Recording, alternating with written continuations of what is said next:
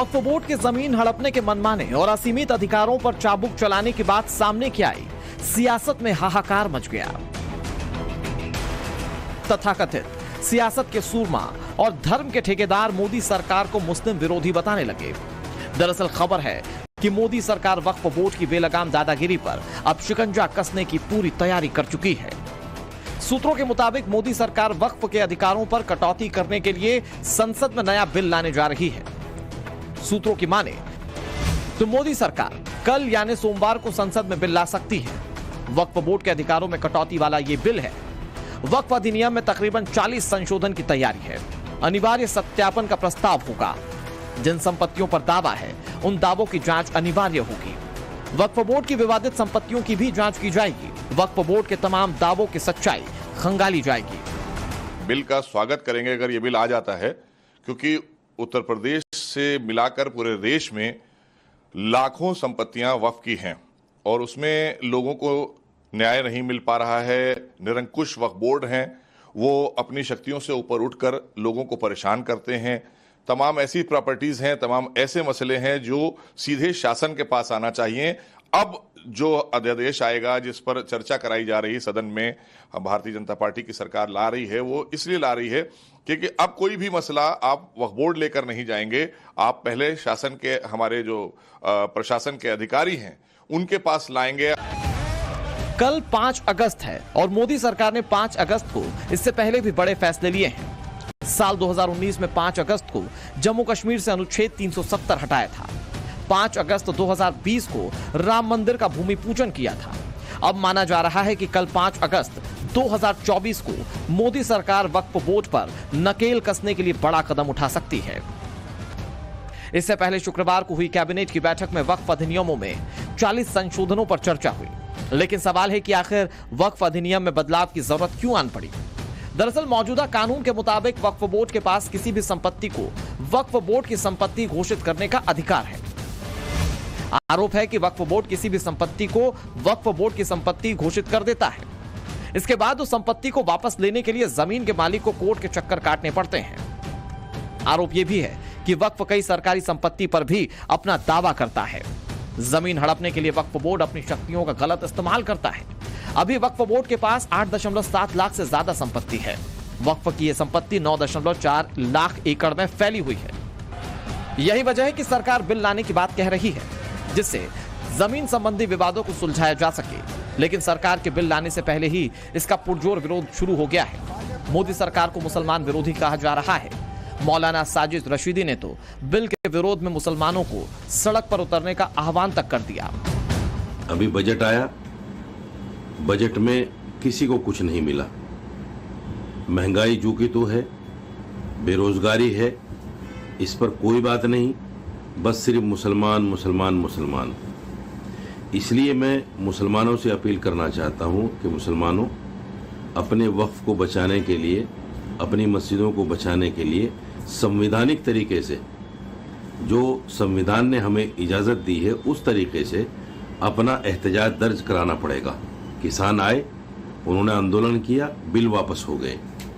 अगर हम भी संवैधानिक तरीके से जब तक हम बाहर नहीं निकलेंगे ये बिल हमारे खिलाफ आते रहेंगे। इसलिए संवैधानिक तरीके से बगैर किसी की संपत्ति को नुकसान पहुंचाए हमें इन बिलों की मुखालफत करनी पड़ेगी, नहीं तो और भी ज्यादा बिल, इससे सख्त बिल हमारे खिलाफ आ सकते हैं। पार्लियामेंट जब चल रहा है तो सरकार का काम है कि इमीडिएटली आप पार्लियामेंट को इन्फॉर्म करते, बजाय इसके कि आपने मीडिया को लीक किया। अब जो मीडिया ने रिपोर्ट किया उसकी बुनियाद पर मैं ये कह सकता हूं कि ये जो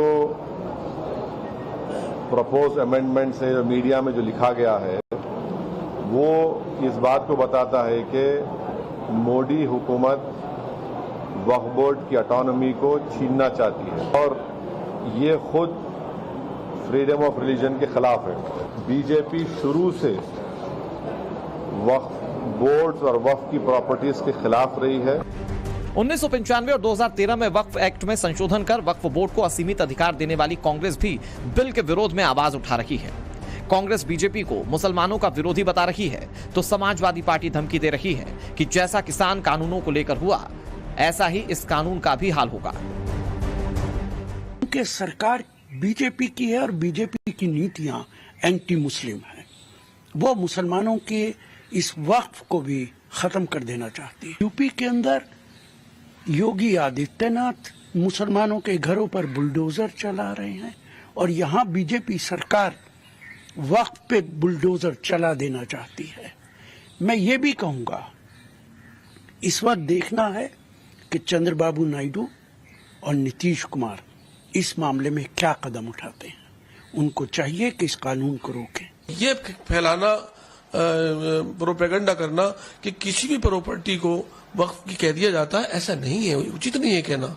कई सौ साल पुरानी खबरें होती हैं। अगर ऐसा हम कोई ऐसा कानून उजलत में लाते हैं तो उसका जो है वो ऐसे ही जैसे वक्फ, जैसे हम कृषि कानून लेकर आए और किसानों का जो अपमान सारी दुनिया ने देखा और भारत की छवि को नुकसान पहुंचा कि 750 किसान शहीद हो गए, तो वैसे ये इससे गलत परंपरा एक ये पूरी दुनिया में ये मैसेज जाएगा कि वहां पर जो है वो सरकार अपनी मनमानी कर रही है और रूल ऑफ लॉ, कॉन्स्टिट्यूशन के अगेंस्ट काम कर रही है। विपक्ष विरोध कर रहा है, लेकिन सच्चाई यह भी है कि सेना और रेलवे के बाद इस देश में सबसे ज्यादा प्रॉपर्टी है तो वो केवल वक्फ के पास है। ऐसे में सवाल है कि क्या वक्फ की मनमानी रोकने वाले बिल पर भी विपक्ष सियासत करेगा? क्या वोट बैंक के लिए विपक्ष बिल के संसद में आने से पहले ही विरोध करना शुरू कर चुका है? क्या तुष्टीकरण की राजनीति के लिए बिल को मुसलमान विरोधी बताने की कवायद शुरू हो गई है? सवाल यह भी है कि बिल के आने से पहले ही इतना हाहाकार मचा है तो बिल आने के बाद क्या होगा? साजिद रशीदी जी, आपसे शुरू करता हूं। विरोध के नाम पर जो आपकी बातें मैंने सुनी है, जो बयान सुना है, क्या आप पहले सीए में जो हुआ अब इसी तरीके से वक्फ एक्ट में संशोधन पर दूसरा शाहीन बाग आप खड़ा करना चाहते हैं?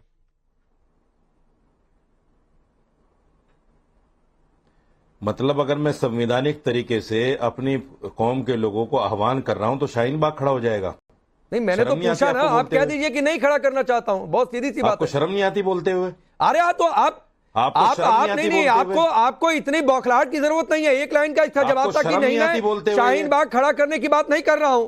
नहीं, कोई प्रदर्शन होगा तो हम सड़क नहीं रोकेंगे, हम लोगों को दिक्कत नहीं होने देंगे। एक लाइन का जवाब था। इतनी बौखलाहट क्यों है साजिद रशीदी? अरे सुनो, मैं सुन ही रहा हूं,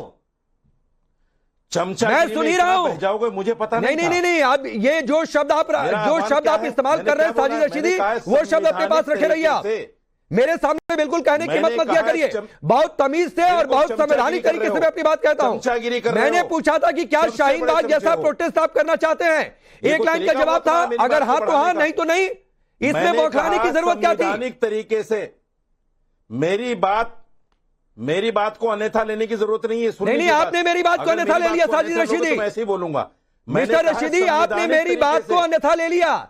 मैंने पूछा शाहीन बाग जैसा प्रोटेस्ट करना चाहते हैं, बोल देते नहीं। आप जैसे एंकरों को बहुत जानता हूं। नहीं, मैं भी आप जैसे मौलानाओं को बहुत जानता हूं, ऐसे जो सिर्फ प्रोपेगेंडा फैलाना चाहते हैं, जो सिर्फ लोगों को भड़काना चाहते हैं। मुझे मालूम है आपकी दुखती रग छिड़ गई। बकवास नहीं करना ज्यादा। साजिद रशीदी, मुझे मालूम है आपकी दुखती रग छिड़ गई मेरे इस एक सवाल से। मैंने कहा अरे मेरी दुखती रग आप क्या छेड़ोगे? आपकी औकात क्या है मेरे भाई? नहीं, मेरी औकात मत देखिए साजिद रशीदी। बहुत सहनशील आदमी। साजिद रशीदी, एक मिनट साजिद रशीदी, को झेलता हूं रोजाना। मैं वार्न कर रहा हूं, मेरी औकात देखने पर मत आइएगा। पता नहीं, और यहां पर आपको औकात देखने के लिए नहीं बुलाता हूं साजिद रशीदी। मैं बहुत एकदम बात याद रखिएगा, एकदम बात याद रखिएगा। और बहुत तमीज के साथ मेरे सामने कोई भी बोले। चल गया ना, बहुत तमीज के साथ चल गया ना कि मेरे संवैधानिक आह्वान को आप शाहीन बाग कह रहे हैं। आपको शर्म नहीं आई? नहीं, मैंने शाहीन बाग नहीं कहा साजिद रशीदी। मैंने पूछा क्या दूसरा शाहीन बाग खड़ा करना चाहते हैं? क्या शाहीन बाग जैसा प्रोटेस्ट करना चाहते हैं? आपको बोल देना था एक लाइन में कि नहीं करना चाहता हूं। ये शाहीन बाग कैसे होगा? तो मैं आप जैसे लोग ही किसानों को खालिस्तानी कह रहे हैं। नहीं, साजिद रशीदी सुनिए, साजिद रशीदी सुनिए, एकदम बदतमीजी वाली बातचीत मेरे सामने मत करिए भाई। मुझे पता है आपको सत्यापन की बात से चिढ़ मच गई। मुझे पता है कि आप चाहते हैं कि असीमित अधिकार रहे। मुझे मालूम है कि आपकी मंशा, आपकी बौखलाहट ये दिखाती है कि आप सिर्फ लोगों को भड़काना चाहते थे साजिद रशीदी। क्या मंशा है मेरी, बताना जरा। क्या चलिए मुद्दे पर आइए ना। अरे मुद्दे पर आइए साजिद रशीदी। अगर आपको तार्किक कोई बात करनी है और अगर कोई पॉजिटिव मैसेज देना है, एक लाइन में बोल दीजिए शाहीन बाग जैसा प्रोटेस्ट नहीं होगा, बात खत्म, आगे बढ़ जाइए उस पर। बिल्कुल पॉजिटिव मैसेज है मेरा। आपकी तरह मेरे दिमाग में गोबर नहीं है, आपकी तरह। साजिद रशीदी, आपने मेरे अब साजिद रशीदी की आवाज डाउन करिए। मैंने कहा साजिद रशीदी को हटाइए, साजिद रशीदी को हटाइए। आपके दिमाग में गोबर भरा होगा, जब आपका दिमाग ठीक हो जाए तो मेरे डिबेट में आइएगा। हटाइए साजिद रशीदी को पैनल से, हटाइए साजिद रशीदी को, प्लीज हटाइए। पीसीआर इंश्योर करिए, डिबेट में आप आगे ना रहे। चलिए विनोद बंसल जी, एक लाइन का सवाल यह था कि भाई शाहीन बाग प्रोटेस्ट खड़ा करना चाहते हैं उसके जैसा, अगर नहीं तो बोल देते कि नहीं हम शांति तरीके से कहीं एक जगह जाकर जंतर मंतर या दूसरी जगहों पर जाकर या परमिशन लेकर प्रोटेस्ट करेंगे। इतनी बौखलाहट क्यों? क्या सवाल चुप गया या उनकी मंशा देश के सामने उजागर हो गई? काका जी देखिए, ये जो देश विरोधी लोग हैं, ये जिन्नाबादी सोच के साथ चलते हैं। अभी ये चाहते हैं कि अभी अब फिर हम डायरेक्ट एक्शन की धमकी देंगे। ये भारत है, नया भारत है, और नए भारत संविधान के अनुसार चलेगा, आपकी ताकत और धमकी के अनुसार नहीं चलेगा। अगर आप टीवी डिबेट में किसी ने बुलाया आपको तो ड्यू रिस्पेक्ट आपको बात करनी चाहिए ना कि एंकर के पीछे ही पड़ जाओ। अरे जवाब तो देना पड़ेगा जब डिबेट में आए हो तो। मैं पूछना चाहता हूँ, आखिरकार दुनिया का कोई संविधान ऐसा है क्या जो कि तथाकथित अल्पसंख्यकों को वो एग्जॉर्बिटेंट अधिकार दे देता है जो उस देश का प्रधानमंत्री को और राष्ट्रपति को भी नहीं है, इवन सीजीआई को भी नहीं है? कमाल की बात है, किसी भी जमीन पर हाथ रखा, नोटिफिकेशन जारी किया, रातों रात प्रॉपर्टी उनकी और उनके बाप की। ये कोई तरीका हुआ क्या? और फिर उसके ऊपर अगर अपील करनी है तो इन्हीं के न्यायालय में अपील करनी है। वहां सारे के सारे वही लोग बैठे हुए हैं जिन्होंने ये उसको जमीन को कब्जा है। और ये देखिए, जमीन का जो हिस्सा है, आप देख रहे हैं दुनिया भारत का सबसे सर्वाधिक हिस्सा जो है ना, रेलवे के बाद वक्फ बोर्ड के पास है। आपको पता है तमिलनाडु का पूरा गांव इन्होंने हड़प लिया, जिसमें एक भी मुसलमान नहीं है। आखिरकार प्रॉपर्टी कहां से आ गई भाई? और हजारों साल पुराने मंदिर हमारे कब्जा लिए इन्होंने। आप मुझे बताइए, आखिरकार ये जो असीमित अधिकार 1995 में इस कानून में अमेंडमेंट के द्वारा दिए गए थे, वो आखिरकार किस मानसिकता के साथ दिए गए थे? क्या वो ठीक नहीं होने चाहिए?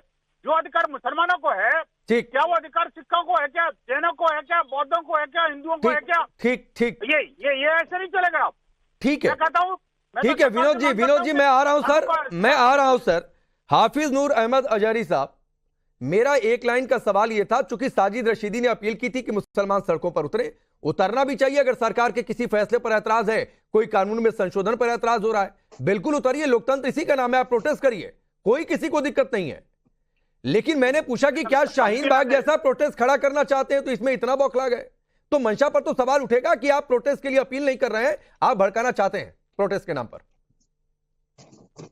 नहीं, हमने कुछ बोला है तो अगर हमसे उस पर सवाल हो रहा है तो जवाब देना चाहिए। लेकिन आपने भी एकदम शाहीन बाग कहा ना उनसे, तो उन्हें शायद बुरा लगा इस पर।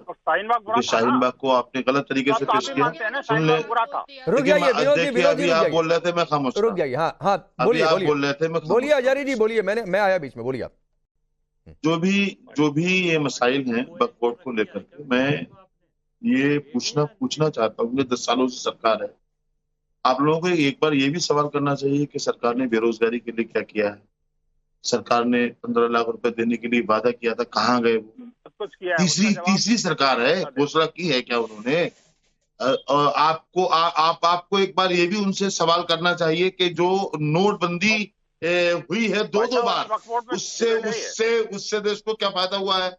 मुसलमानों के मसाइल के लिए क्या वजीर आजम को वजीर आजम बनाया गया है कि शुरू से लेकर के मुसलमानों के मसाइल पर हस्तक्षेप कर रहे हैं? बेरोजगारी पर रह सवाल पूछे जाते हैं, आपको वो सवाल सुनाई नहीं देते तो वो आपकी दिक्कत हो सकती है। संपत्ति को कब्जा करने वालों को छुड़ाना जरूरी है।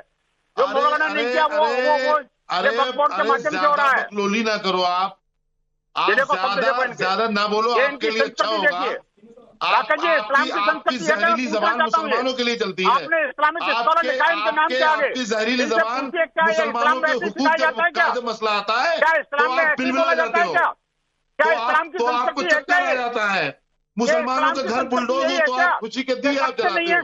मुसलमानों के घरों के लड़कों को गोलियां मारी जा रही हैं, आप तमाशा देख रहे हो। मुसलमानों के हुकूक पर डाका, इसीलिए सरकार नहीं दिक्कत ये है। मैं 1 मिनट विनोद जी 1 मिनट।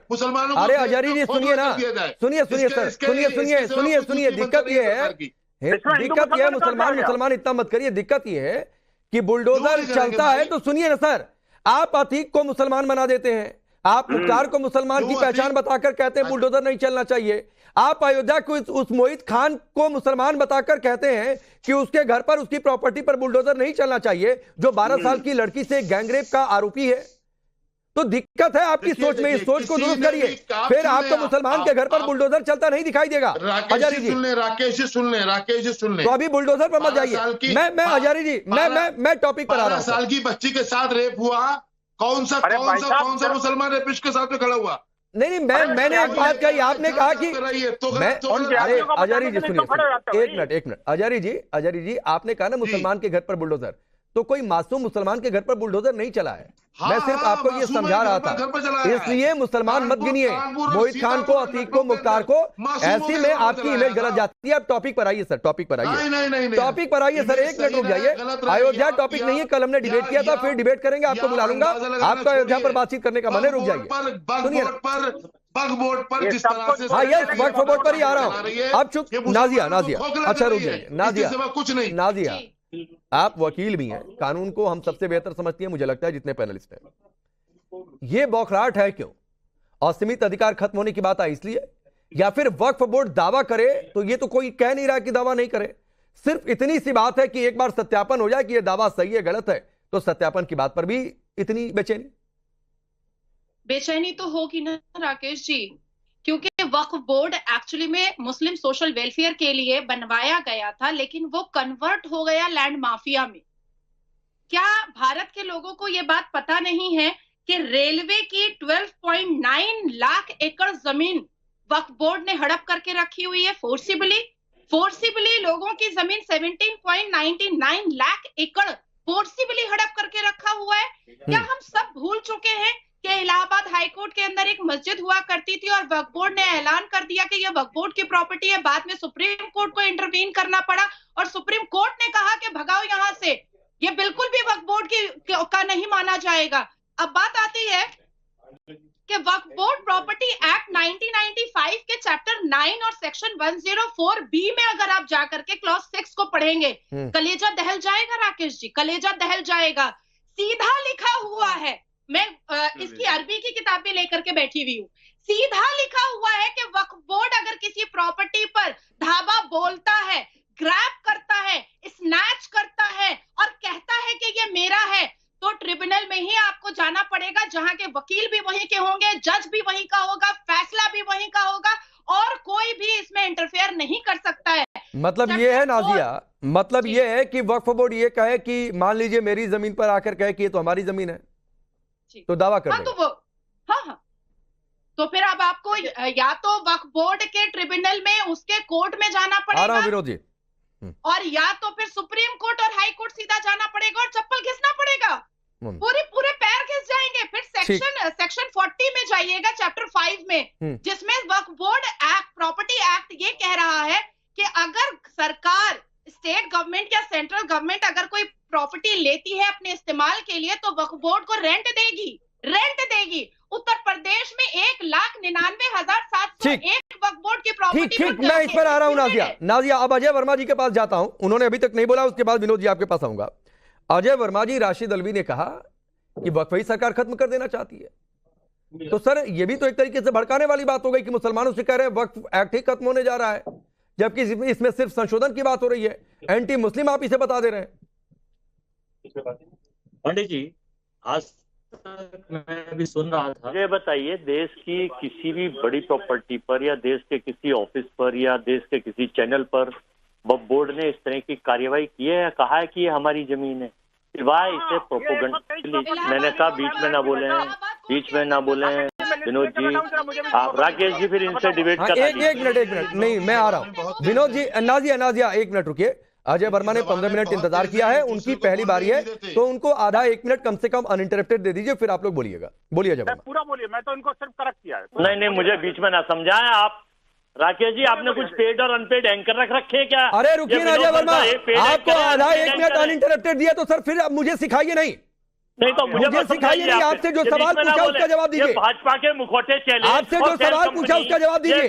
आप कौन किसका मुखौटा है नहीं है ये तय करने के लिए आपको नहीं बुलाया। क्या बैठे प्लीज अजय वर्मा, प्लीज नहीं, आप ऐसे टाइम खराब करते हैं। नहीं, हम ऐसे लोगों से डिबेट नहीं तो करते। मैंने नहीं कहा कि आप डिबेट करिए, आपसे जो सवाल पूछा उसका जवाब दीजिए। मैं इन्हें बुद्धिजीवी समझता हूँ। अरे भाई, जो एक मिनट, अभी सिर्फ अजय वर्मा की आवाज होने जा रही है। मैं अजय वर्मा, रुकिए ना, मेरी बात रखने अजय वर्मा रुक जाइए, अभी कोई नहीं आएगा बीच में, रुक जाइए। नाजिया अभी शांत रहेंगे, विनोद जी अभी शांत रहेंगे। एक मिनट आप बोलिए। अरे बोलिए अजय वर्मा, प्लीज प्लीज, लोकतंत्र है यहाँ, बोलिए। देखिए, मैं ये पूछना चाहता हूं पांडे जी, सरकार के पास पावर है, सरकार के पास दो बैसाखियों की पावर है, नायडू और नीतीश जी की। तो एक वैसाखी नायडू साहब से पूछ लें पहले, प्रधानमंत्री जी, ये प्रोपोगंडा एजेंडा तो इनकी जो टीम चला रही है कि बदलेंगे, अरे करें संशोधन, इसमें क्या मतलब है चर्चा करने का? कर दीजिए उठा के संशोधन, हम में ताकत है तो करिए। अपने विचार तो लोकतंत्र में अजय वर्मा भी रख सकता है, राकेश पांडे भी रख सकते हैं, और हाजी जी भी रख सकते हैं, और राष्ट्रीय दल भी रख सकते हैं, और अपोजिशन के 70% लोग भी रख सकते हैं। लेकिन आप जो ये एजेंडा चला रहे हैं सरकार के पक्ष में, लंगड़ी सरकार के पक्ष में, भाई ये कहां तक जाएगी? नहीं, सुनिए ना, अभी सरकार लंगड़ी है, 1/3, ये मत जाइए उस पर। मेरा सवाल सीधा सा था, ये एंटी मुस्लिम कैसे है और संशोधन को आप खत्म क्यों बता रहे हैं? मैंने कहा ना, देखिए, देश में बहुत सारी संस्थाएं हैं, ध्यान भटकाने के लिए बब संशोधन पे क्यों आए गए? क्या देश के 80% लोगों की मांग थी? नजूल भूमि के उसमें आपने देखा, प्रवर समिति को रिपोर्ट भेजनी पड़ी। भाजपा की सारी सहयोगी संस्थाएं, चाहे वो अनुप्रिया पटेल हो, निषाद हो, राजवर हो, और आपके राजा भैया हो, भूपेंद्र चौधरी प्रदेश मंत्री बीजेपी हो, दोनों चीफ मिनिस्टर, डिप्टी सीएम हो, सिद्धार्थनाथ सिंह मंत्री हो, तो ये सरकार की जो फुटबॉल है लोगों का ध्यान भटकाने के लिए। नहीं अजय वर्मा, ये ध्यान भटकाने, मैंने पूछा ये एंटी मुस्लिम कैसे है? ये सरकार तय करे, ये लोगों के विचार है। कोई, अरे आपके नेता ने कहा, या तो कह दीजिए आपके नेता ने गलत कहा, या कह दीजिए एंटी मुस्लिम संशोधन नहीं है। हमारे नेता ने जो कहा वो सही कहा है। हाँ, तो कैसे एंटी मुस्लिम है भाई? और अगर ये एंटी मुस्लिम है अजय वर्मा, तो जो आप लोग 95 में कानून लेकर आए, तो वो क्या प्रो मुस्लिम पॉलिटिक्स के लिए ये कानून लेकर आए?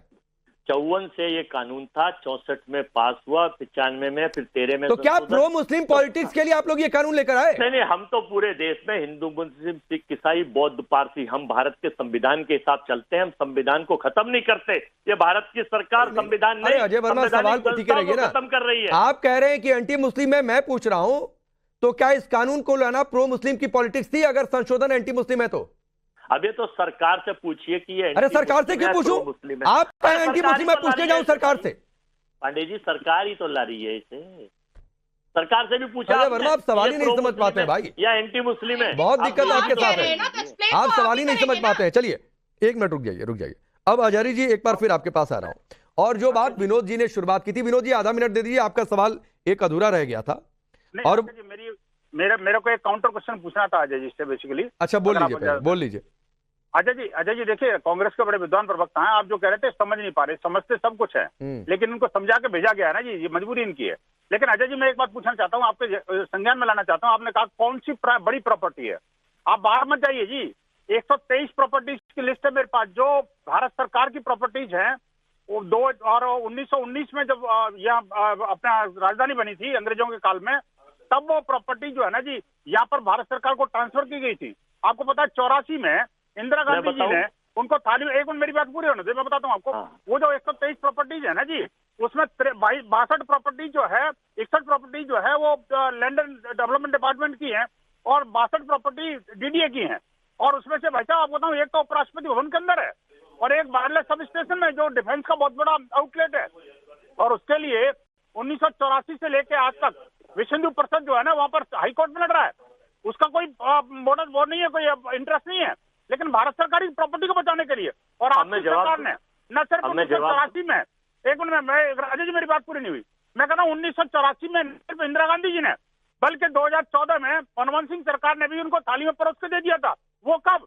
इलेक्शन से जस्ट कुछ दिन पहले, 1 या 2 दिन पहले। आप बताएं, 2014 में जब इलेक्शन डिक्लेयर हुआ था, मनमोहन सरकार ने तुरंत एक नोटिफिकेशन जारी करके वो सारी प्रॉपर्टी का बकवाड़ कर दे दिया था। हम वापस इलेक्शन कमीशन के पास गए, इलेक्शन कमीशन ने उस ऑर्डर को नल एंड वॉइड किया, और उसके बाद में मामला अभी भी हाईकोर्ट में चल रहा है। आप देखिए कि आप कहते हो कि प्रॉपर्टी कौन सी है? भाई साहब, ये तो 123 प्रॉपर्टी मात्र हैं, जो कि अरबों खरबों रुपए की हैं और भारत सरकार की हैं। आप भारत सरकार के प्रॉपर्टी को बचाने के लिए लड़ रहा है, बताइए ना, इतनी लड़ाई तो हमने राम जन्मभूमि के लिए। चलिए जवाब सुन लीजिए, फिर मैं अजहरी जी के पास जाता हूँ। बोलिए। पांडे जी, इन्होंने जो चिट्ठा रखा, ये भाजपा आईटी सेल से लेके आगे चिट्ठा रख दीजिए। मेरा पूरा सुन ले, बीच में ना बोले। भाजपा को छोड़ दो, मेरे में बीच में सुन ले, मैं आपके बीच में नहीं बोला था, बार बार टोक रहे थे, सुन ले। आप बुजुर्ग आदमी है, पहले सुन ले। आपने रखा तो मुझे अपना पक्ष रखने बाद में बोलना, फिर वही बात आ गई। इसका मतलब ये आप गलत एजेंडा है। नहीं, गलत एजेंडा है। आप सुनना नहीं चाहते जवाब, पहले पूरा सुन लीजिए, पूरा सुन लीजिए भाई। मैं आपको ये बता रहा हूँ कि 2014 में एक वास्को डिगामा साहब गुजरात से आए थे, भारत की खोज हुई थी, वो देश के राजा बने थे। सुन लीजिए, ये मैं नहीं कह रहा, क्योंकि भारत ही 2014 के बाद आजाद हुआ है, और 2014 से पहले ना भारत था, ना जेल थी, ना मेल थी, ना आप थे, ना हम थे। अब चलिए, अब रुकिए अजय वर्मा, आप रोज 2 लाइन लिखकर आते हैं, रटकर आते हैं, वही 2 लाइन बोलते हैं कि आईटी सेल से आया होगा, भाजपा का एजेंडा है, फलाने का प्रोपेगेंडा है। आपके पास उन बातों का कोई तार्किक जवाब नहीं होता है जो 123 प्रॉपर्टीज की लिस्ट दिखा रहे हैं। चलिए 1 मिनट रुक जाइए। नहीं अजय वर्मा, या तो आप तार्किक, मैं आचार्य जी के पास जा रहा हूं, और जरा वो ग्राफिक्स डालिए स्क्रीन पर कि कहां कहां क्या क्या आरोप हैं। 2014, हाँ ठीक है 2014 से नहीं, आप अभी 2014 में ही उलझे रहिए सर। 10 साल बीत गए 2014 के, 2014 की मिली हार को अभी तक भूल नहीं पाए। भूल कर आगे बढ़िए तो शायद पार्टी की स्थिति 100 से पार चली जाए। तो रुक जाइए अजय वर्मा प्लीज। अब आचार्य जी, अगर आपके सामने स्क्रीन चल रही होगी, तमिलनाडु जिसका जिक्र शुरुआत में विनोद बंसल ने किया था, 95% गांव की आबादी हिंदू है। वक्फ बोर्ड कह रहा है पूरा गांव ही हमारा है। मंदिर 1500 साल पुराना वक्फ बोर्ड कह रहा है हमारा है। मैं एक हैदराबाद का उदाहरण आपको दे रहा हूं, कई सारी जगहों के उदाहरण है। हैदराबाद में 5 स्टार एक होटल है, उसको वक्फ बोर्ड ने अपनी जागीर घोषित कर दिया। हाई कोर्ट मामला चला गया, हाई कोर्ट ने दखल दिया, तब कहीं जाकर होटल मालिक को जमीन अपनी वापस मिल गई। कुल मिलाकर इन सभी उदाहरणों में एक बात है अजय जी, और बहुत तार्किक बात मैं चाह रहा हूं बिना चीख चिल्लाहट के, कि दावे कई बार विवादों में हैं और कई बार दावे गलत साबित हुए हैं। तो संशोधन में जो जानकारी मिली है वो सिर्फ एक लाइन की ये है कि अनिवार्य सत्यापन की बात हो सकती है। मतलब वक्फ बोर्ड कहीं पर दावा करे, मेरी आपकी अजय वर्मा की किसी जमीन पर ही कोई दावा कर दे वक्फ बोर्ड, तो दावा खारिज ना हो, पहले सत्यापन हो। सत्यापन में वक्फ बोर्ड का दावा अगर सही निकले तो उसको जमीन मिले, ना मिले तो जिसकी है उसके पास रहे। तो इस पर इतनी बौखलाहट क्यों है, जबकि ट्रैक रिकॉर्ड है कि वक्फ बोर्ड के दावे कई बार गलत साबित हुए हैं। कुछ मेरी जानकारियां, कुछ विनोद बंसल की जानकारी। अधिकांश बिल लाना है। देखिए, अब कोई बोले ना, मैं नहीं बोला, गौर से सुना है मैंने। देखिए, बिल आ रहा है कल या परसों या नरसों, जब भी आए, बिल अभी आया नहीं है। बिल लीक कैसे हुआ पता नहीं, बिल सांसदों से मालूम किया तो सांसद लोग बता रहे कि हमें इसकी जानकारी नहीं। लेकिन अरे लीक कैसे हुआ नहीं हुआ वो छोड़ दीजिए, जो सवाल पूछा उस पर आइए। क्यों नहीं पूछेंगे? अरे जब है नहीं तो विवाद क्यों कर रहे हो आप? क्या हुआ सबके मीडिया के पास डाइवर्ट करने की कोशिश करते हैं। अच्छा एक मिनट अजारी जी को बोलने दीजिए, फिर नाज़िया आप जवाब दीजिएगा। अजारी जी, अरे अजारी जी, जानकारी कैसे आई नहीं आई, किसी ने लीक कर दिया, इस पर मत रहिए सर। जो सवाल पूछा, अरे रुकिए ना अजारी जी, प्लीज सुना करिए। जो सवाल पूछा उसका जवाब दीजिए, कैसे लीक हुआ, कैसे जानकारी आई, छोड़ दीजिए सर। जो जानकारी आ गई उस पर जो सवाल पूछा उसका जवाब नहीं, तो हटाइए। मैं आप नहीं, मैं बिल्कुल हटा नहीं रहा हूं, मैं सिर्फ आपसे ये कह रहा हूं जो सवाल पूछा उसका जवाब दीजिए। चलिए बोलिए। अरे ये बंसल जैसे लोग बीच में किसी, अरे प्लीज, मैंने बंसल जी को रोक दिया। बंसल जैसे लोग, नाज़िया जैसे लोग मत कहिए, नहीं तो वो पलट कर कहेंगे हजारी जैसे लोग, आपको अच्छा नहीं लगेगा। ये टाइम्स नाउ पे नए अभी एक मिनट, सबकी आवाज डाउन है, सिर्फ हजारी जी की आवाज ऑन एयर जा रही है। आप बोलिए, जवाब दीजिए। मेरा सीधा कहना यह है कि जितने मसले अब तक सरकार उठा रही है, 2014 से अब तक सरकार ने सिर्फ मुसलमानों के मसले उठाए। देश के मसलों की तरफ कब देखा जाएगा? तमाम मसलों पर हवा। अरे वक्फ बोर्ड देश के बाहर है, पाकिस्तान के वक्फ बोर्ड की बात हो रही है। अरे तो अफगानिस्तान के किसी संस्था की बात हो रही है। मुसलमान ही चुप रहे हैं कि वक्फ बोर्ड पर ऐसा हो गया। आप मुसलमान से आगे बढ़ ही नहीं पा रहे। नाज़िया रुक जाइए, अब वक्त कम है। नाज़िया जो सवाल पूछा उसका जवाब नहीं देंगे। ये वक्फ बोर्ड हिंदुस्तान के बाहर का है क्या? पाकिस्तान के लोगों की बात हो रही है। नहीं, इनको 1931 का एस्टैब्लिश किया हुआ जो वक्फ वाला है ये उनको पसंद है। जिन्ना का बनाया हुआ, ब्रिटिश का बनाया हुआ शरिया इनको पसंद है। इन सारे मुसलमानों का और वक्फ बोर्ड का, जितने भी मौलवी मुल्ला होते हैं, उनका कहना होता है वक्फ बोर्ड की प्रॉपर्टी अल्लाह के राह में जो लोग देते हैं उसकी प्रॉपर्टी है। तो मेरा कहना है कि 80% वक्फ बोर्ड कि प्रॉपर्टीज पर क्यों डिस्प्यूट चल रहा है और केसेस क्यों चल रहे हैं। 702 केसेस तो मैं देख रही हूँ जो लैंड डिस्प्यूटेड चल रहा है। तमिलनाडु के किसान की जमीन ले ली थी और वो बेचारा किसान अपनी बेटी का विवाह नहीं कर पाया क्योंकि वो प्रॉपर्टी वक्फ बोर्ड ने हड़प कर ली। वक्फ बोर्ड एक लैंड माफिया है और लैंड माफिया के जस्टिफिकेशन पर इसने हमेशा जमीन को ग्रैब करने की कोशिश की है और इस पर जो अमेंडमेंट आ रहे हैं। ठीक है नाजिया वक्त इतना ही है। आप सबका बहुत बहुत शुक्रिया। एक बात तो तय है, ये जो हड़कंप दिख रहा है ये असीमित अधिकार को कंट्रोल करने की जो बात आई है, सिर्फ उसी बात से ये हड़कंप मचा हुआ है, ये बात तय हो गई, वरना अजहरी जी बौखलाते नहीं, साजिद रशीदी इस तरीके से बदजुबानी पर उतरते। आप सभी का बहुत बहुत शुक्रिया। रुकेंगे देखिए।